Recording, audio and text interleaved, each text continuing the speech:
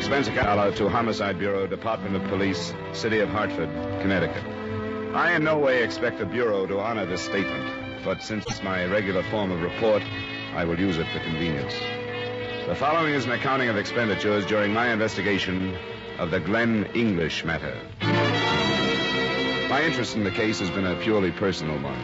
I have no fault to find with official procedure after his death or after the 2-year-old murder that was at the bottom of the whole thing. I'd known Glen since about 1947, the girl he married longer than that. In 49, after studying under the GI Bill, he turned in his private operator's license and opened his own law office. Since then, I've called on him when I needed something, and he's called on me. So it wasn't unusual that he phoned me at about 10:30 the night before I read of his death.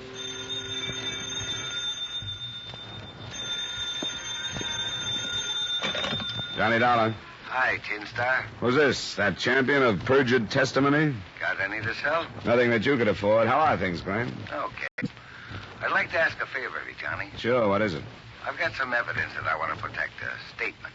Could you get a photostated for me in the morning? Yeah, I'm free in the morning. This is pretty hot stuff. I'll tell you about it when I see you. In for the night? Yeah? Well, I may come over. If I don't see you tonight, I'll drop in on the way downtown in the morning. So you understand that the way it was put, there was no reason for me to think twice about the fact that he didn't show up that night. But the next morning, when I read about his death in the paper, naturally our conversation came back to me. I phoned his widow and went to see her a little after noon. Oh, I don't know. I just don't know what to think. I'm sorry, Donna. I haven't helped matters any. Maybe I shouldn't have thrown this at you. I thought of going to the police first. But I figured it would be better if I had something more definite. There's nothing in his briefcase. Oh, don't think of me, Johnny. Of course you should have come. But he didn't say anything about the case he was on. What did he say when he left last night? I wasn't here. He called me from his office about 5:30 to say he'd be late again. Asked me why I didn't go to a movie or something. So I did.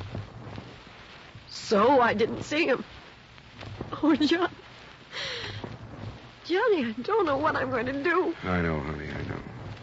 And that part of it's up to you. Nobody can really help you with that.